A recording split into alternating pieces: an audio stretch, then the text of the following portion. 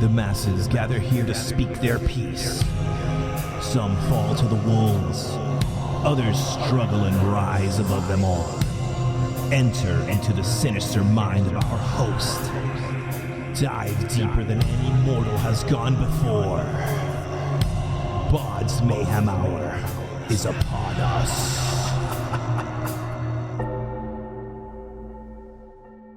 Hey, this is Conor. I play in a band called Conjurer, and you are listening to BODS Mayhem Hour. The views and opinions of the guests do not necessarily reflect the views and opinions of BODS Mayhem Hour, its staff, affiliates, or sponsors. Parental discretion is advised. Welcome to BODS Mayhem Hour. Hey everybody, welcome to BODS Mayhem Hour. I'm your host, John the Bod, aka the Bod Father, and as always, I'm bringing you guys and gals awesome interviews. Please, but first, get out and subscribe to our YouTube page. It'll help me out and help all these bands out because we've got a lot of great stuff coming up. And it's very simple. Just go to YouTube, look up BODS Mayhem Hour, just click the freaking subscribe button. That's all you got to do. Help me out. I want to welcome today's guest, Mr. Conor Marshall. He is the bassist of Conjurer. And Conjurer will release their new album titled Pathos July 1st via Nuclear Blast Records. If you like sludge, death, doom, black metal, this is an album for you. And plus, also check out their first single, It Dwells, and the new single, Rot. And we're going to be talking to Conor about all this good stuff. And Conor, welcome to the podcast. And how you doing, man? I'm good. Thank you very much, dude. Thank you for having me. How are you? Not a problem whatsoever. I'm excited to have you on here, man, because I've been checking this out, and you guys are bringing it to the table, dude. Oh, thank you. We're doing our best, yeah. How excited are you for this release of the new album, Pathos, man? How excited are you guys to get this out finally? Because it's been a while since there's been some music from you guys. Yeah, it's been a while. Like overall excited. Like we're very excited to get it out, but it's kind of reached the point now where, because we've been sat on it for a little while, it's kind of like we're just sick of it. Like, just I want it out. I don't care anymore. Like, just give it to people. Obviously we can't do that from a label and business side of it, but yeah, overall excited, just ready for it to be out there and for fans to hear it. Did you guys feel a little pressure while working on this upcoming album, Pathos, since the debut album, Mayer, had a lot of success, man, honestly, because that like propelled you guys? Yeah, that album kind of went crazy. We've been very fortunate. We've been able to essentially do more off of that one album than we ever expected or like anticipated to be able to do as a band in general. So it's been kind of crazy. And that was essentially why this one's taken so long as well. It's like we're not a band, like we don't write when we're on tour, and like we don't jam in like a practice space or anything like that. We all write like at home and send it to each other and all that sort of stuff. So the plan was never for it to be 4 years between albums. It was just that we kept getting cool like tour after festival and all that sort of stuff. So yeah, it kind of went crazy. It's at least as a band, we've always said that like we write just for the four of us, and like we write the songs that we want to hear and that we enjoy, and then we'll put it out. And if other people enjoy it, then great. And if not, then that's okay, and it is what it is. I, on a more personal level, felt a little bit just because I joined the band just as they finished recording Maya. So I was like in all the promo for it and like was on the tour and like all the music videos and stuff like that, but it was never really my thing. So it was amazing that it blew up, and people have obviously been very kind about it, but they weren't my songs as such. Whereas now this is my first time putting out stuff that I can really put my name on. And so I felt a tiny bit of pressure just because I don't want it to then flop, if that makes sense. I don't want it to be like, oh yeah, Maya's amazing, like 9, 10 out of 10. And then I go, yeah, cool, here's my songs. And people go, eh. So we'll see. Hopefully, so far people have been very kind. But yeah, that was very much just a me problem. I think in a general band sense, the only thing we wanted to do was to try and write a better album than Maya, and we feel like we've done that. And so hopefully everyone else agrees. But no, we don't put too much pressure on ourselves, and we're very lucky that like Nuclear Blast didn't put any pressure on us to deliver in any way either. They were just like, write the album, give it to us when it's done, and we'll put it out for you. So I want to jump back here for just a little bit because we want to talk about the pandemic. I know this had to allow you guys to have more time for creativity, but like you said, you're sick of these songs. I mean, it had to be frustrating to be sitting on these songs, go, let's get this shit out. Yeah, pretty much. Like on one hand, we needed the pandemic, as I say, we didn't write on the road and stuff. So it took a pandemic for us to be able to sit down and have the time to like really do it and do it properly. But what we didn't anticipate and what we didn't realize is the effect it would then have on the back end. Like the album officially, like the plan was it was going to be out mid to late last year. But then because of all the issues with like vinyl pressing and stuff like that, it ended up getting pushed back. So you're right, we ended up, even though the album was done, we've ended up seeing on it for like a year after that, which has kind of been the most frustrating part. It was like, if we didn't have an album, then obviously that would still be frustrating, but actually having it there and be like, well, I can listen to it, but no one else can. It's definitely been tricky, but it's almost over. Like we're almost there. So it'll all be worth it in the end. What led the track "It Dwells" to be the first track released off this album? And what was it about that song that said this has to be the first one that comes out swinging? We felt like that was the one that kind of like balanced both the old and the new, if that makes sense. Like we kind of like, as a fake name for it, we called it Band in a Song, because we felt like it was something that had everything that Conjurer does and like has done. So if you were a Conjurer fan from years back who's been following the band, like you would hear that and it'd still be new and exciting, and like it's a lead into what the band has evolved into, but it's not so foreign that it's like jarring. It's like, oh, they've completely changed. We thought it was like a really nice bridge between like where we've come from and then like how we've evolved over these 4 years, and kind of giving people an insight as to what the rest of the album is going to sound like. We just felt like it was a song that kind of had everything in a neat package to be like, we're back. Here's what we sound like. Hope you enjoy it. And so, yeah, that was kind of the same reason why it opened the album, and also then was the first single. Plus, you guys got Rot that's out right now, and it's a banger too. So, I mean, any one of these songs I feel like off this album could have been easily the first one off of it. Yeah, I think initially at one point, unclear about like first single, but there's a song on there, I think it's track 5, called Those Years Condemned. That was initially when we wrote that song. We thought that was going to be the opener, and then it was only after we'd kind of finished It Dwells and went, well, actually. So yeah, you're right. There's definitely moments throughout the whole thing that kind of like could have been a leading foot. The idea with Rot is that after we've given people It Dwells and it's like, okay, we're back, this is what we sound like, but it's still similar enough to what the other albums sounded like. The idea with Rot was like then giving people one of the kind of like the most extremes that the album goes to. The idea is like, this is the heaviest, most disgusting like song that we have on the album. This is this end of the spectrum. And then kind of go from there as well. And like, yeah, just kind of giving people something different and like something else that they can expect on the album as well, to be like, okay, so yeah, you've had the song that's a little more familiar. Now here's something different. And like, this is the craziest that it's going to get, and like kind of letting people then fill in the blanks on that spectrum, like hearing everything in between. Yeah. Now, are these all brand new songs, or these songs that didn't make the previous album or stored in the vault somewhere maybe, or is this all brand new songs? Yeah, everything is brand new. There were a few bits like parts and riffs that we've had for a while, or like kind of like changed and adapted and all that sort of stuff, but the actual songs themselves are all completely new, which was kind of one of the challenges, because it was the first time we'd ever been in that position. Like we were literally starting to grow, whereas obviously with a first album, that's what you're releasing is the songs that you've written up to that point. So to be back at just flat zero again and be like, okay, well, we need to write some songs, it was a little tricky, but it's just how we work. Like it would be nice to be able to write more songs, but essentially like the 8 songs that are on the album are the 8 songs that we wrote. And like next time it'll be the same thing, unless we obviously keep writing in the meantime. But no, although there's like parts and ideas left over that maybe didn't make it in, there's no like full songs where we're like, not this time. With like what is on the album is essentially what we have. Any tracks that didn't make this album, Connor, we can see on another album or maybe an EP down the road from you guys? Did everything make it on here or no? Yeah, pretty much everything made it on. Everything that was a finished song in that sense is on there. There's stuff that's like half done, or ideas and stuff that might come to fruition later on if we can find a way to rework it that's cool and we're happy with, or maybe we'll come back to something and go, oh no, this was really cool, why didn't we finish that, let's do this. But yeah, at the moment, at least with this album, everything that's on there is what we've got.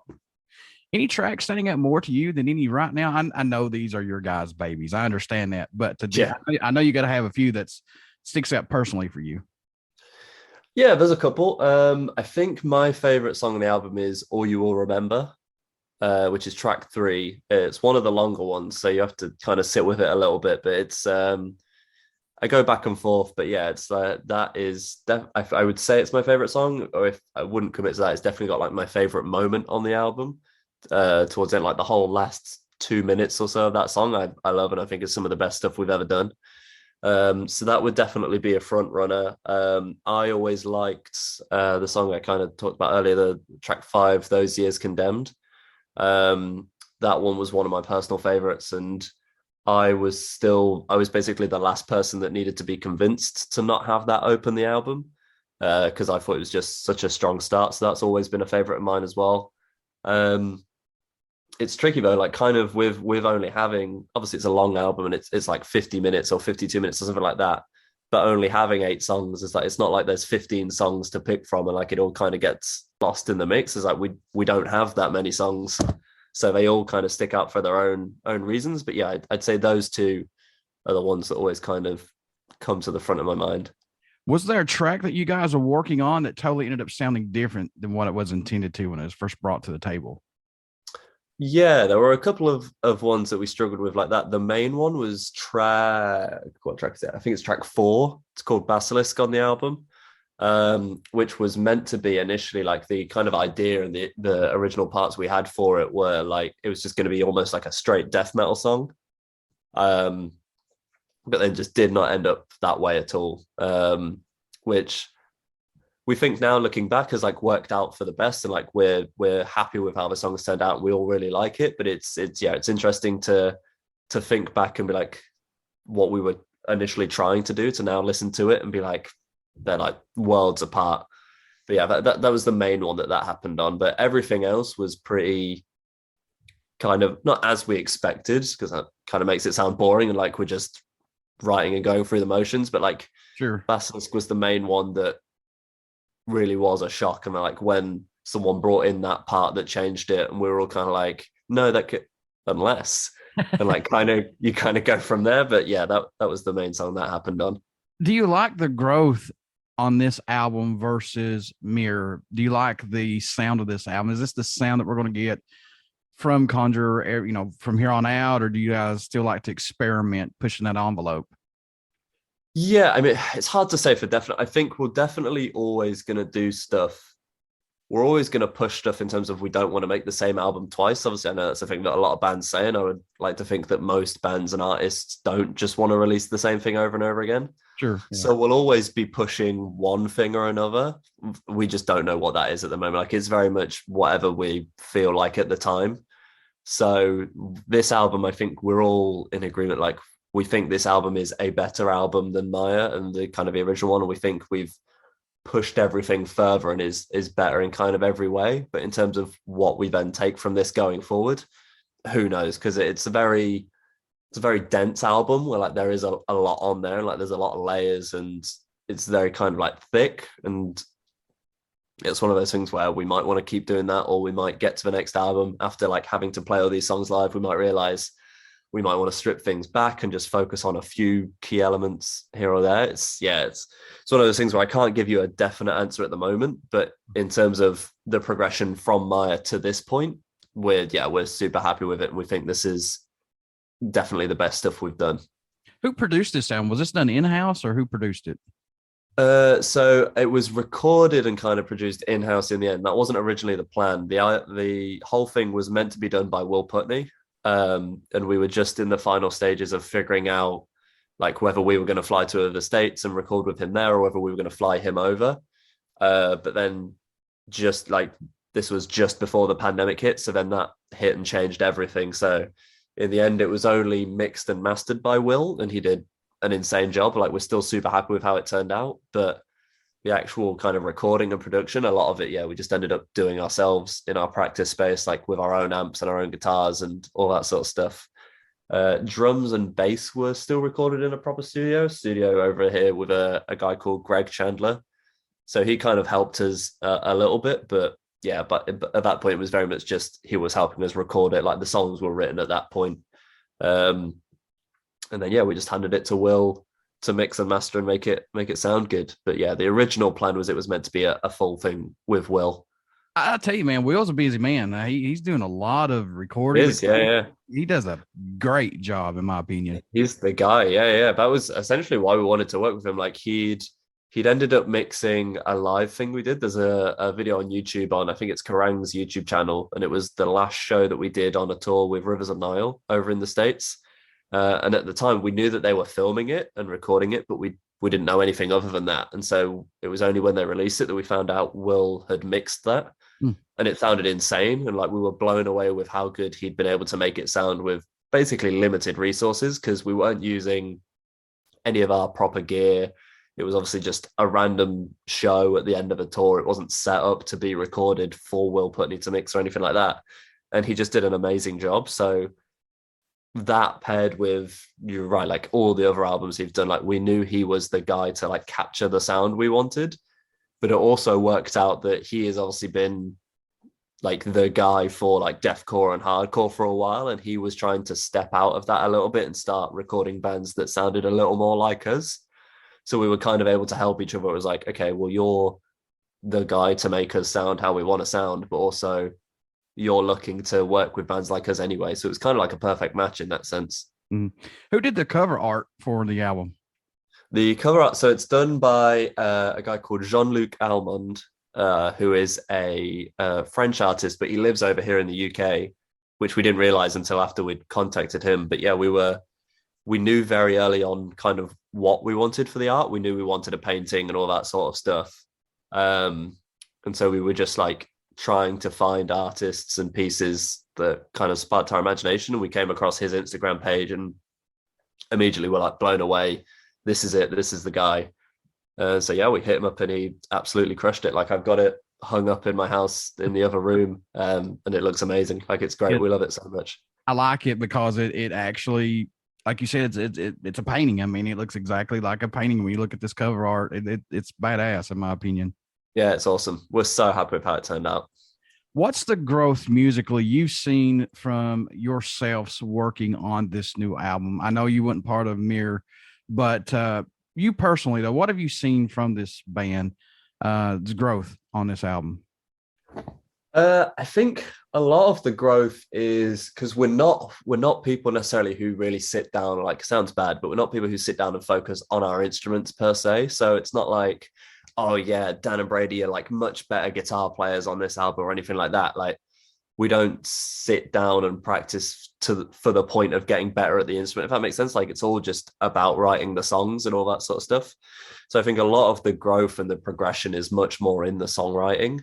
I think on this album, we're just a lot better at tying all the different ideas together. Not to say that like it was bad on Maya, like you were saying, but I think there's all the stuff of like, there are bits that are black metal and doom metal and death metal and post rock and all that sort of stuff. But I think the way we've been able to put it all together is a lot more like seamless and flows way more naturally on this album, like both within the songs themselves, but also song to song on the album. I think the whole thing flows much more consistently as like one piece.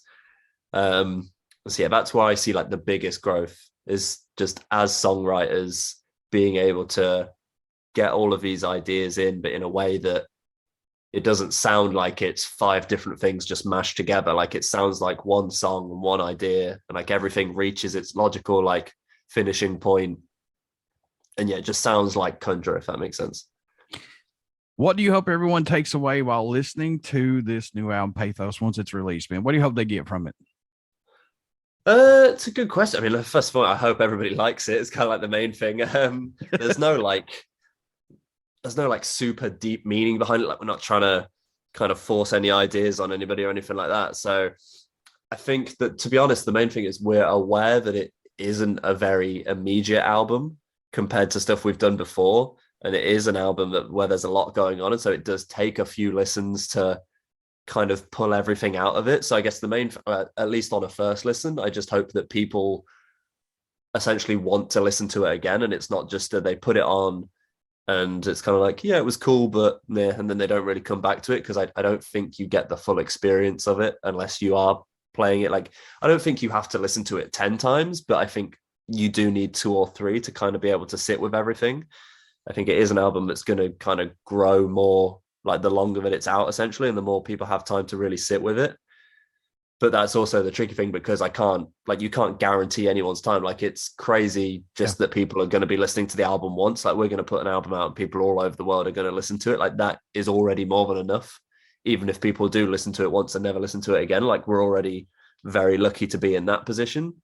So I can't guarantee that anyone is going to put 3 or 4 listens to it, but that's what I would hope for. If I could ask anything, I'd be like, if you are going to listen to the album, just give it some time, just to like get everything out of it, rather than just a first impression. But above all else, I just hope people enjoy it, really.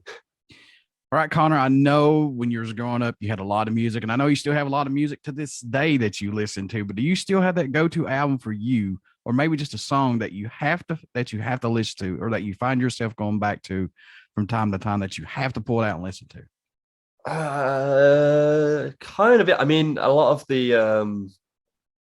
of like really like first stuff that I got into was like all the Metallica and all that sort of stuff. Sir, it's just the classic stuff, right? It's one of those where nobody needs to listen to Metallica anymore. Like, everybody's heard all of it, and obviously they've been a band for ages and all that sort of stuff. But we recently had a tour where our drummer Jan couldn't make it just because like work commitments and stuff. So we had a fill-in drummer, a guy called Noah, who like just as like the way of kind of getting to know each other and hanging out until we were talking about like, oh, bands and all that sort of stuff. And so getting into Metallica again. And so we went back and we're like watching all the old DVDs and listening to the albums again. And it kind of like just kind of reaffirms it's like, oh shit, they really are the fucking best band ever. Yep. So that sort of stuff. And then other than that, like, there's a few albums here and there, like Coheed and Cambria. It's not so much metal, but like Coheed and Cambria are like my favorite band kind of like ever. So I'm always gonna stick a Coheed album or song on or anything like that. That's the band that I always go back to, even if I don't, like we were saying, like even if I don't listen to them every single day, it's kind of something that is constantly there, like in the playlist and all that sort of stuff. Audio, his voice is phenomenal, man. That band is phenomenal, in my opinion. It's insane. They're so good. And to be honest, they're like, even if they're not a metal band, they've still got everything in there, like everything I would want from music. Like, they've got like some heavy riffs. Yep. They've obviously got insanely like hooky choruses with his voice and all that sort of stuff. Like, they do so much that you can stick one album on, or you can stick the whole discography on, and like there's something in there for everybody. They're just amazing. For sure. I don't think they got a bad song at all, period. I gotta ask you this, man. What's been your best memorable moment so far being with Conjurer? I know you've done some awesome tours. Yeah, we've done some crazy stuff. The other thing is I have a terrible memory, so like, even if I'm sure there've been so many memorable moments that as soon as we finish this call, I'll be like, oh wait, that. But yeah, I have a terrible, like, because we'll talk about like going on tours, we're like, oh yeah, we played this place, and I'm like, but then as soon as I see a picture of it, I'm like, oh, I remember that. And I remember we ate this and all that. Like, I need that little spark, that little kind of spark. But there's a few things that stick out. So that we were able to do some of like the biggest shows we've ever done this past summer. Like, we played like our biggest festival stages, like being able to play to like 20,000 people at a festival called Bloodstock here in the UK was insane. Cause that's the sort of stuff where it's like, it's like superficial, but that's the stuff that when you're a kid you dream of. Like, oh yeah, it's not about playing to 20,000 people. Like, I'm so proud of this band, and like I love being in this band, whether we're playing to 50 people or 20,000 people. But being able to at least do it once, like, is a huge thing. Like, it's a huge milestone.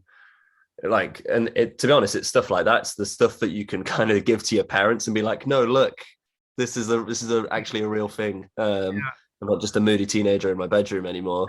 So like the first time being in magazines and like the reviews that Maya got. Our first time touring America was like a huge one. Like, we did a few really cool shows on that run. We were able to do an audio tree session, so it's able to like be able to go back and watch that and have all the memories from that. That's the stuff that's kind of like the best for me. a lot of like the firsts, like, yeah, the first time we toured Europe, the first time we toured on a bus, like the first time we went over to America. Yeah. That's stuff that I think, yeah, sticks with me more. And then it's just trying to build on those memories now. Like, yeah, the first time we had a headline tour on a bus, or yeah, the first time we headlined a festival, or all that sort of stuff, building towards that, hopefully. I got to know this though, man. How bad were the nerves when you stepped on that stage and you're like, oh shit, look at these people. Oh yeah. Don't look, play. Don't look, just play. Yeah, sometimes that one wasn't like, it was still very like, I was still nervous, and like, Sure. I'm at the point now where doing like the regular shows and like clubs and all that sort of stuff, I don't get too nervous anymore. So I definitely was nervous, but it was lucky that before that, like a month or two before, we'd been able to play. We had a thing over here called the Download Pilot, which was basically it's Download Festival, which is like the big Monsters of Rock thing that's happening now. I think it's happening this weekend, but it was like a test event in the UK for when they were trying to open everything back up after the pandemic. And it was like the first event that was like an outdoor thing to see if festivals could happen over the summer, which at the time was like a 10,000 limited cap thing. But at the time, that was the biggest show we'd done. And it was also our first show back after 2 years of not playing shows. And so that was like the most nervous I've ever been, like, because that's still an insane amount of people. But like after having not done it in 2 years and then jumping straight back into your biggest show, it was, it was horrible. But luckily, because of that, like it made Bloodstock a little bit easier, even though, it was still a lot of people and still kind of scary. Folks, Conjurer will release their new album titled Pathos July 1st via Nuclear Blast Records. You want to get out and pick this up. And they've got some other stuff out too. Disassociate EP from 2014, the Mirror album 2018. You did like Connor said, they did the Audio Tree live EP, Curse These Metal Hands album. And now they got Pathos coming out. Check out all this stuff. Trust me, they've got some really good stuff out there. So, Connor, how can folks stay in touch with you guys? Buy some merchandise, this new tour or this new album, everything, Conjurer. How can they do that, sir? All your usual places. Like we're on all the social medias, Facebook, Instagram, Twitter, all of that sort of stuff. You can get it as this is where I've got a terrible memory. I'm pretty sure our website is conjureruk.com. So there'll be a link to everything on there. But yeah, all your usual spots is where you find us, like Bandcamp. We've got some merch and stuff for sale there. You can go through like the Nuclear Blast site as well to pick up the album, all that sort of good stuff. But yeah, anywhere you would normally find a band in 2022, that's where we'll be. I will have all the links in this interview when it posts. So everybody, there you go. You're way more professional than I am. Before I let you go, would you care to do a promo for my show, sir? Yeah, of course. Yeah. Hey, this is Connor. I play in a band called Conjurer, and you are listening to BODS Mayhem Hour. Everybody stick around. We always have some great interviews coming up for you guys and gals out there. Please go and check out our Facebook page. It has our podcast link and our YouTube link, and please subscribe to that YouTube link. We have a lot of great stuff coming up. I'm also affiliated with Metal Inc. Form Obscura, which is an online magazine that focuses on art, bands, all kinds of stuff. So you definitely want to check that out. And also, too, Diary of the Madman, the ultimate Ozzy Osbourne podcast. Check that out with Dan and Josh. They do an excellent job. Also, please check out Conjurer. Their new album, like I said, will release July 1st via Nuclear Blast Records, entitled Pathos. And I'm telling you, folks, do not sleep on this band. They know what they're doing. So, Connor, I wish you guys, as always, nothing but the best of luck, my friend. Perfect. Thank you very much, dude. And thank you for having me. It's been awesome. Yes, sir. Right.